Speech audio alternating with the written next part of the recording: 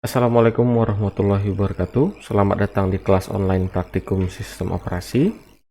Topik kita kali ini adalah instalasi Linux Ubuntu 64-bit pada mesin virtual. Mesin virtual yang akan digunakan adalah VirtualBox. Oke, kita langsung. Nah, untuk membuatnya, pertama kita klik New dulu untuk membuat sebuah mesin virtual guest yang baru.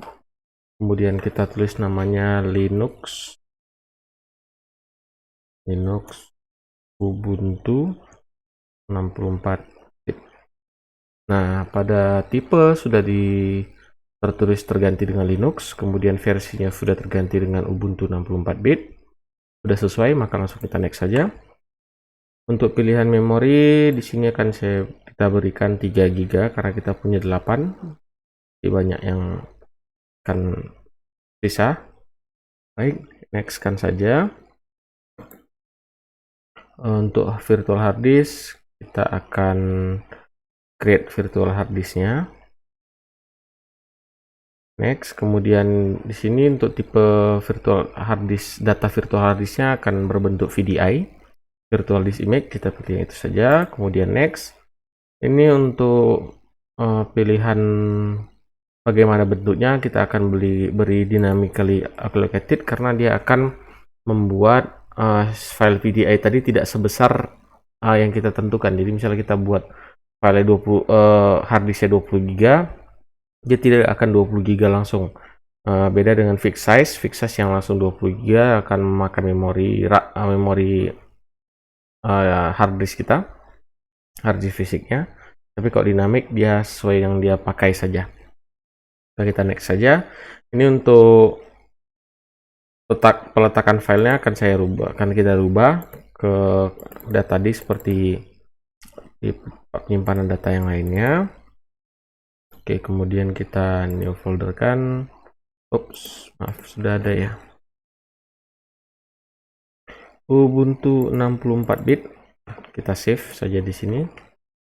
Untuk ukurannya tidak bisa 10 GB karena Ubuntu membutuhkan minimal 11 GB, maka kita kasih 20 GB-an. Kemudian di create saja. Sudah, sebelum kita start, kita settings dulu. Bagian general tidak ada yang perlu di settings, tapi contohnya di sini kalau seandainya mau copy paste, drag and drop-nya hidup, maka di enable dua-duanya, tapi kita tidak akan melakukan itu di sini. Pada bagian sistem, pada bagian motherboardnya ini RAM yang tadi. Lalu selanjutnya di floppy boot ordernya kita matikan floppy karena kita tidak pernah pakai floppy. Kalau optical wajib karena kita akan membuat file ISO-nya seolah-olah di optical nanti. Kemudian untuk harddisknya tuh harddisk yang akan menjadi tempat untuk sistem operasi guest ini. Oke, selanjutnya bagian CPU. Kita tambah CPU-nya 2 karena di sini kita punya 4 CPU, bisa ditambah jadi 2 lebih cepat. Untuk acceleration sudah aktif semua, sudah bagus. Next, pada bagian display, screen-nya kita kasih enable 3D acceleration dan 2D acceleration. Kemudian kita fullkan video memorinya supaya dia bisa lebih mudah dan lebih teratur jalannya. Pada bagian yang lain tidak perlu dirubah. Kemudian masuk ke storage. Ini storage adalah kita memasukkan CD installernya seolah-olah seperti itu. Kita kasih file ISO untuk Linux Ubuntu 64-bit. Ini filenya yang ini, Ubuntu 18.04 desktop AMD 64 turutin 64-bit, formatnya ISO. Oke, kita open. Ini untuk controller, ini nanti jadi hard disk kita. Baiklah. Sekian saja itu, tidak ada yang perlu diatur lagi, langsung kita okekan saja. Untuk memulainya langsung start saja, start.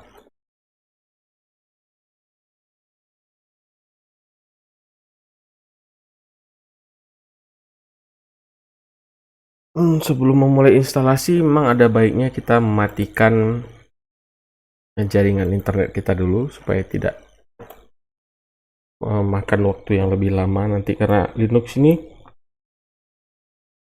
seringkali akan mendownload otomatis saat instalasi supaya update-updateannya langsung berjalan seperti itu.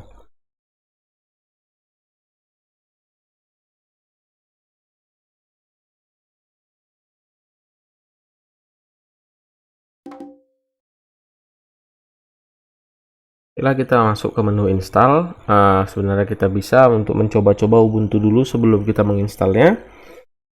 Tapi kita akan menginstal. Cuman di sini kita akan coba sedikit melihatnya Ubuntu itu seperti apa dulu. Sebentar, kita try Ubuntu.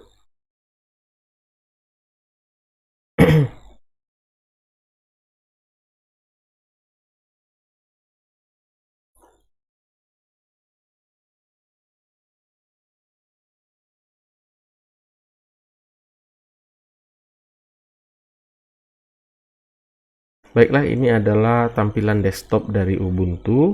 Di sebelah kiri bawah sini adalah start menu kalau di Windows ya, seperti start menunya. Bisa kita lihat di sini sudah ada aplikasi-aplikasi semuanya. Kemudian di sini ada web browsernya. Ini ada untuk email tempat emailnya. Semuanya ada aplikasi di sini, bisa dicoba-coba. Kalau mau shutdown dari sini, shutdown seperti itu. Tapi kita akan lakukan install. Bisa langsung klik di sini di shortcut yang ada di desktop. Langsung klik saja. Nanti akan keluar muncul tampilan seperti tadi, tapi ini agak berbeda karena lebih langsung dia. Di welcome screen ini kita akan memilih bahasa yang akan kita gunakan. Sini kita pilih bahasa Inggris. Kita continue saja. Next, di sini adalah keyboard input layout. Kita pilih US dan spesifikasinya detailnya lebih ke English US-nya. English US itu yang keyboard QWERTY. Jadi kita bisa coba di keyboard kita ketikkan QWERTY QWERTY. Sudah berjalan normal keyboard kita, kemudian kita continue. Di continue selanjutnya di sini ada normal installation dan minimal installation. Kita akan pilih normal installation karena di sini akan diinstal semua kebutuhan kita, games, media player. Kalau minimal installation akan diinstal seminim mungkin, jadi tidak akan lengkap software yang ada di situ. Kemudian untuk option lainnya di sini tidak seharusnya bisa dimatikan, tapi karena kita juga tidak terkoneksi dengan internet, maka tidak apa-apa, biarkan saja. Kemudian terinstall third party software ini kita centang saja supaya lebih mudah nanti, memudahkan kita tidak perlu men-set yang lain, misalnya driver kah atau kebutuhan-kebutuhan internal dari OS untuk mendukung kegiatannya seperti itu. Kita continue saja.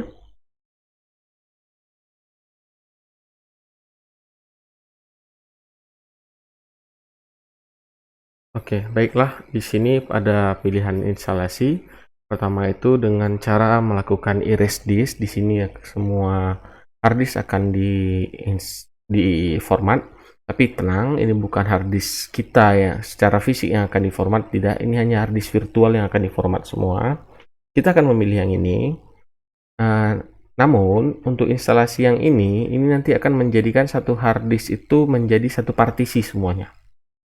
Jadi tidak ada partisi data, tidak apa ada yang lain, sehingga kalau kita menggunakan mode yang ini sebenarnya tidak disarankan karena ketika seandainya nanti suatu saat kita misalnya menginstal di dalam komputer kita sendiri, seandainya sistem operasi kita ini error, maka semua data akan ikut hilang saat kita lakukan install ulang. Maka yang tidak disarankan, sebenarnya disarankan di something else sehingga kita bisa membuat partisi sendiri, bisa membuat partisi rootnya, bootnya, kemudian swap, kemudian home-nya, lalu bisa juga ditambahkan lagi beberapa partisi data misalnya seperti itu. Oke, tapi untuk lebih mudah saat instalasi ini kita gunakan ini.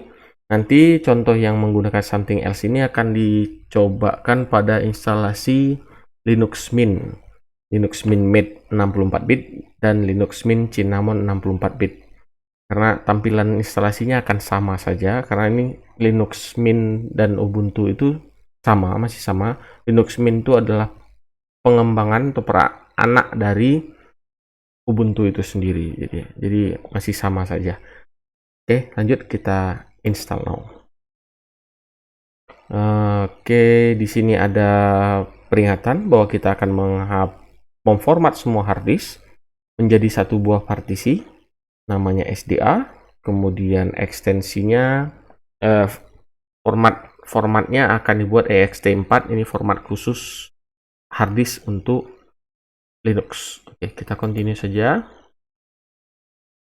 Di bagian where are you? Anda di mana? Di sini bisa aja kita tulis Pekanbaru sebenarnya.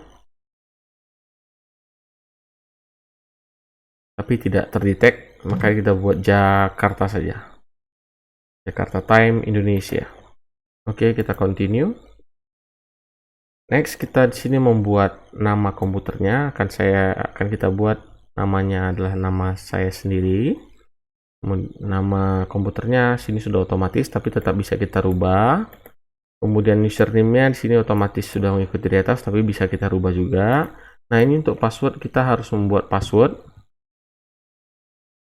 Jadi password ini setiap kali Linux melakukan instalasi, mengupdate, melakukan akses data ke repository, atau membuat perubahan pada file sistemnya, dia akan meminta izin administrator berupa akses menggunakan password seperti itu. Jadi, dan juga pada kolom di bawah ini kita membuat saat login dia harus pakai password. Kita buat password, confirm password yang barusan kita buat. Baik, passwordnya sudah sama dan kekuatannya sudah fair, cukup bagus. Kita continue untuk melakukan instalasi. Proses instalasi akan berjalan biasanya tidak terlalu lama karena Linux juga termasuk sistem operasi yang ringan. Jadi akan sebentar saja proses instalasinya.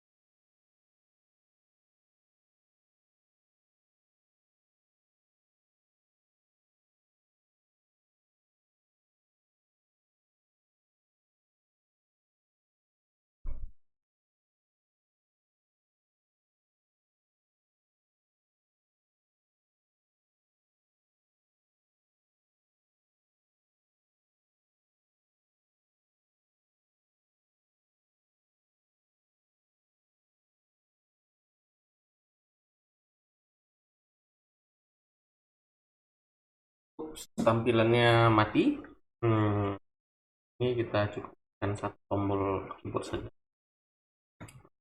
masih.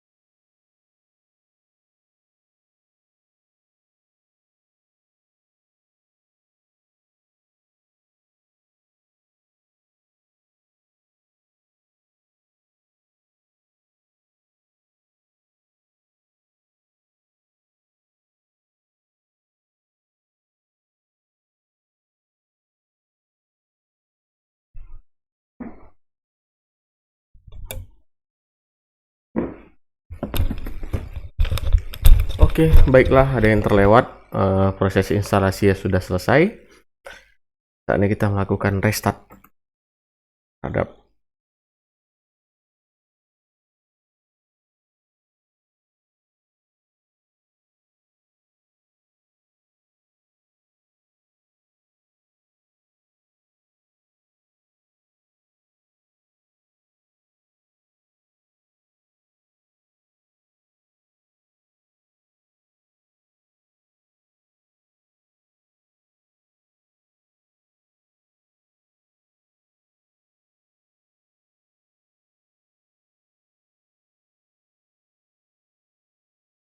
Oke, saat muncul seperti ini, anggap saja kita sudah mengeluarkan CD-nya, kita tekan enter saja, maka dia akan langsung restart.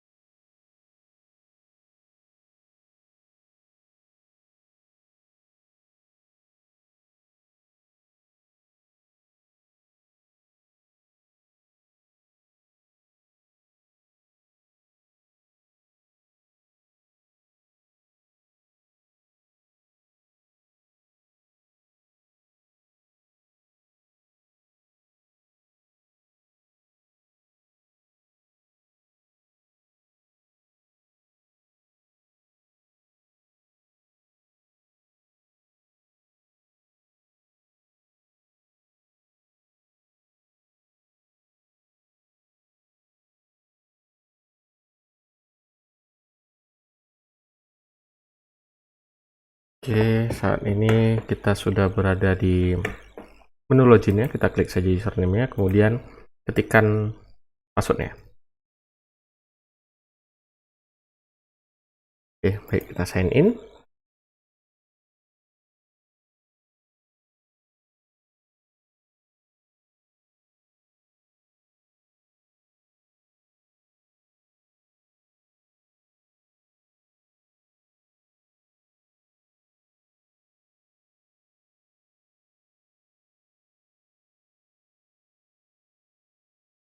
Oke, nah ini sudah sistem operasi Ubuntu 64 bit. Untuk itunya kita bisa melihat, ini kita next kan saja, kita done-kan. Untuk melihat sistemnya, kita pilih ini, terus sorry,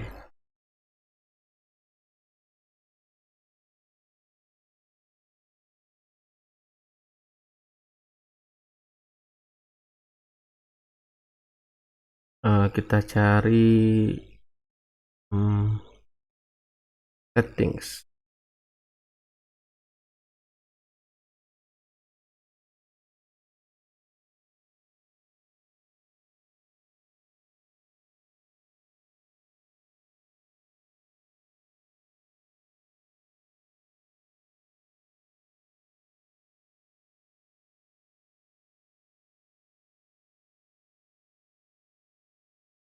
Oke, kemudian dari settings ini kita cari details. Nah, di sini sudah kelihatan detail dari